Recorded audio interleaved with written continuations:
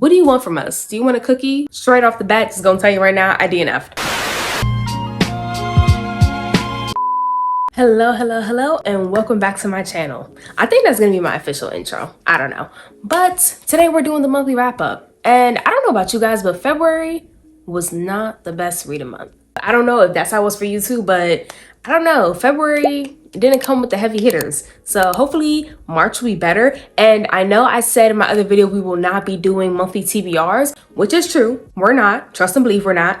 But at the end of this video, I will be putting in a few books that I might, maybe, sorta, kinda wanna read in March. I don't know. These aren't definite because TBRs just cause disappointment. So yeah, I'm just gonna throw in a few books that I'm interested in reading, but they're not full-blown set in stone. But yeah, without further ado, let's get into books that I did read, and then we'll talk about some books that I might read, which is not a TBR. Just might read them. First up, I read Killer Instinct. This is book 2 in the Natural series. I read The Naturals last month. So I was really excited to read this one because I felt like The Naturals, it put me in my mystery girl era. I felt like I was like Nancy Drew or something, right? Book 2, however, I don't think it was bad. I just think it's just something about it didn't hit. I think I'm still gonna continue with the series. I think maybe it was me. Maybe I just read it when I wasn't in the mood to actually read it. I don't know. Overall, I ended up giving this 4 stars, but this is just a continuation of the series. Like, I can't really tell you what this book is about without spoiling it. But you know, The Naturals is just about a group of kids who have supernatural abilities, not superpower, just like abilities to like read people, tell if someone's lying. Like, it's basically like a YA version of Criminal Minds. Honestly, reading them back to back was just like even better because the story picked right back up from where it left off, basically. So I don't know, this book was 4 stars overall. It wasn't anything to brag about. It wasn't anything that I'm gonna remember for the rest of my life, but it was there. It was there. Next, I read Deacon King Kong. Straight off the bat, just gonna tell you right now, I DNF'd. I'm so sad that I DNF'd because this is by the author who wrote The Heaven and Earth Grocery Store, and that was Barnes & Noble's book of the year. Like, it was such a huge book, so I was like, okay, that's his newest release. Let me read his first book. So this book, it's like not really a main character because you get like 6 different people's point of views, and that also kind of threw me off. I thought I would like not mind it, but it ended up throwing me off. But you get like 6 different people's point of views. It's about a pastor who ends up a drug dealer, like the head drug dealer in the neighborhood, and he does it in the middle of the courtyard where everyone sees and no one understands why he did it. So it's like you're just following people's point of views to try and understand and like see how the story unfolds to find out why he did it. And doesn't that sound so interesting? Like, it sounds like it's just gonna be, because you know, I was into mystery. I still am, kind of, just a bit, just a smidge. So I was like, oh gosh, this is gonna be such a good mystery. I don't know. I was just bored. Like, it just didn't hit. It just didn't give me anything. And then also, I think the whole thing about it being 6 different people's point of views, I think that kind of, like, it muddled up the story. I think if we had 3 people at the most, if we had 3 people's different point of views, I think that would have probably made me enjoy it more. Because it was like, you know, okay, actually, it's not only 6 people. I got to the point where it was 6 different people. But I think you're gonna get every single person who saw the incident, you're gonna get their point of view. And after a while, it just became overwhelming, and I was like, you know what, it's not for me. I think I still want to read The Heaven and Earth Grocery Store though, because hopefully that one doesn't have all the point of views. But that one, it had such like great reviews, so many people talk about it, so I'm still gonna read The Heaven and Earth Grocery Store. But Deacon King Kong was not for me. Next, I read The Partner Plot. This is book 2 in the Neighbor Favorite series. Actually, I don't even know if that's what the series is called. The first book is The Neighbor Favorite. I don't know what the actual series is called, but this is book 2 to that. And The Neighbor Favorite was one of my top books of 2023. This is a second chance romance between 2 high school sweethearts. And I'm gonna be honest with you, usually I don't like second chance romances because I always feel like it's just like, it never gives what I need it to give, right? This one, however, I thought it was really cute, fun, and easy. I'm not gonna sit here and tell you that it was a romance that just changed me forever and that just made my heart skip a beat. It didn't do that, but it was really enjoyable. Like, I actually really enjoyed it. If this was like a rom-com movie, I would watch it. This would be a comfort movie. So this book follows Violet and Xavier. They dated in high school. They were high school sweethearts, but then they ended up breaking up because of, you know, they were going different paths in their lives, and then they end up reconnecting. Violet is a celebrity stylist, so she travels the world. You know, she's hanging out with celebrities. She's always busy on the move. And Xavier, he is a high school teacher in their small town. So, you know, he's very like grounded. You know, he's not like living a glamorous life like her. So when they reconnect, they end up, oh my gosh, I forgot to tell you, it's fake marriage too. Yeah, so they end up getting fake married. I'm not gonna dive into why, I don't want to spoil that for you, but they end up getting fake married, and they kind of have to balance out their lives now that they're fake married. People expect them to like be together, so they're trying to balance out, okay, how do we make it work with your life and my life? And it's just it's like really cute to see, honestly. And one thing I really liked about this, because like I said, I don't really care for second chance romance. This one, however, I liked it because in this one, you actually got to see how they were different. Usually in second chance romance, the characters are like, say they dated when they were 15 and now they're 35. They would be exactly the same. That's so unrealistic. The older you get, you're going to change, and it's going to be drastic changes. In this book, you actually saw how the characters change, and you actually saw like them contemplate, say, hey, we were good together back then, but now us in our lives where we are at our age, are we still going to be good together? Like that was actually a problem in the book, and I felt like that was so realistic. And I really enjoyed it. But yeah, the partner plot, overall, I gave 4.5. It had like really cute moments. Like it had the moment where one of them is sick and they take care of the other one. Like this was just such a cute, comfy romance, and I loved it. And book 3, they hinted at what's going to be the romance in book 3. I don't know if I'm feeling it, but I'm still going to read it because Christina Forrest might have become an autobiography for me, because her books are just so comforting and just so happy and just so nice. I like it. I love it. So yeah. The partner plot. Then I read Lotus.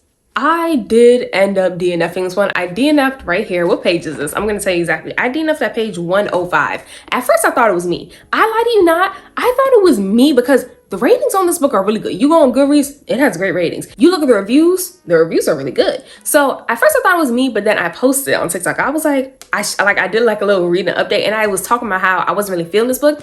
Someone in the comments said they didn't feel it either. The minute I saw that, I said, okay, it's not just me. I'm gonna walk away. Because it's like, I don't know why, but I do have a problem DNFing books because I feel so bad because I know authors really put their hard work into it. But it's just, this one was not for me. The main girl, she was one of those girls where it's like, oh my gosh, I'm not like other girls. What do you want from us? Do you want a cookie? I don't know. And the main guy, it's not his fault, but he just annoyed me. And oh gosh, I didn't even tell you what the story's about. Let me tell you what the story's about before I start, just like trashing it. Okay, so this is about a guy who got, I don't know if I'm allowed to say this on YouTube, but he got unwillingly picked up as a child. So he disappeared for 22 years, and him and the girl, what was their names again? Sydney and Oliver. So Oliver got unexpectedly picked up when he was younger, and him and Sydney were best friends when they were kids. So he was gone for 22 years, and then they end up finding him. So when he comes back, he's trying to readjust to life and stuff, but then him and Sydney end up gaining a connection because this is a romance. Obviously, they're going to like get romantic feelings for each other. So it's just like that. You're just seeing how Oliver is readjusting to life and how him and Sydney kind of find a way to make the relationship work because, he still has unresolved trauma. So that's their biggest concern, not no relationship. Oliver got to worry about getting himself together, I don't know. It was just a story. Sydney was like really annoying. And it's like, there was a part, is this a spoiler? Okay, mini spoiler. This isn't, I don't know if it really affects the plot because I ain't finished it, but this is a mini spoiler. So someone breaks into her house, right? Tell me why, even after that, she kept leaving the door unlocked. Is it just me? But if someone broke in, I'm getting extra security. She just kept leaving the door unlocked because it would like say that Oliver and his brother would just randomly walk into her house and say, oh, hey, Sydney, what's up? Why is your door unlocked? And Oliver, okay, this is why I said it's not his fault that he annoyed me. Oliver, because he was unwillingly picked up as a child, he learned everything about other people through books. So he learned how to communicate through books. He never really had real conversations with people. So the way he talked, it was like, hold on, I'm going to find an exact example so you can see what I'm talking about. This is not a good example because I can't find any examples that I wanted to show you, but whatever, this is good enough. Oliver says to Sydney, are you sure you don't want me to accompany you? I can join you after supper. It's just stuff like that. Instead of just saying, oh, you sure you don't want me to go with you? I can join you after I eat, or I can join you after dinner. He doesn't talk like casual. And like I said, it's not his fault because he learned how to communicate through books, but through the whole book, he's talking like that. Like there was even one moment when they were asking, they're like, oh, so do you plan on getting back out there and getting a job? He says, yes, it's inevitable, I suppose. Just say yeah. Why are you doing the most? Just say yeah. Just say yes, maybe. I don't know. Like it's all that. It was just I couldn't get through it. I just couldn't. It was giving me a headache, but whatever. Yeah, I read Lotus. I DNF'd. I still have June 1st by Jennifer Hartman. So, you know, even though I didn't like this book by her, I already bought June 1st, so I'm gonna read it because I refuse to waste my money like that. But yeah, Lotus was not for me. And then I finished out the month reading Circe. Did I actually finish Circe? No, I DNF'd right here. Circe was not bad. Not at all. However, I think Madeline Miller's writing was a bit better in The Song of Achilles. And not to say that her writing is good here. It's like, it's good. It's good. It is. But it's just not as exciting. Circe just felt kind of like dragged out. So the whole point of Circe is you're basically just following Circe and like through her life. Like she grows up in the house with her father. I forgot who the heck her father is. Helios. So you see her grow up in his kingdom, how no one respects her. Everyone pushes her to the side because she's not beautiful. She doesn't have an angelic voice. So you just see her grow up, no one really loving her. Basically, she's getting disrespected throughout this entire book. It's just, I don't know. I felt like this could have been condensed into 250 pages. There was no need for it to be almost 400 pages because it just felt like it was dragging. Especially because all you're doing is following her story throughout her life. She is a nymph. She lives for centuries. So you're following her for centuries. When it came to The Song of Achilles, and I don't mean to compare the books, I really didn't want to do that, but I have to do it just for an example. When it came to The Song of Achilles, yes, you're following Achilles and Patroclus for so long. You're getting the story and the buildup of the war. Like, you know, the war is coming. You know Achilles has been training for this his whole life. And then on the side of that, you also get a romance. So it was things to keep your attention. With Circe, there was nothing you were really building to. I mean, I got to page, what pages? I got to page 190. Maybe after 190, you start building towards something, but in the first 190 pages, you don't build towards anything. You're just following her. And it was just kind of like, okay. It just wasn't interesting. I wish that it was building towards something. Like on the back, it says Circe has to decide between the gods that she grew up around or humans that she's come to know. But even the first 190 pages, I didn't really see that. Like, yeah, I saw her make connections with humans, but it wasn't like this big, intense internal battle in her. It was like she was kind of just vibing out and going through life. Yes, she had situations where gods were disrespecting her, where she fell in love with humans and stuff like that, but it wasn't there. It didn't grab me. So I hate to say it, but Circe was the DNF for me. I did end up Googling what Circe was known for, like what's her big main story, just because I was curious to like know what the story's ending would be. And I don't know because I didn't finish the book, but if what I Googled is actually how this story ends, there was no need for all this build up. It like not build up because it was no build up. There was no need for all this in between. There was no need for all these buffer chapters because they didn't add anything. For the 190 pages that I read, it didn't do anything for me. So yeah, Circe was a DNF. So that's everything I read. But let's talk about the books. It's not a TBR. Remember that. It's not a TBR. Let's talk about the books that I potentially, sort of, maybe am gonna definitely read in March.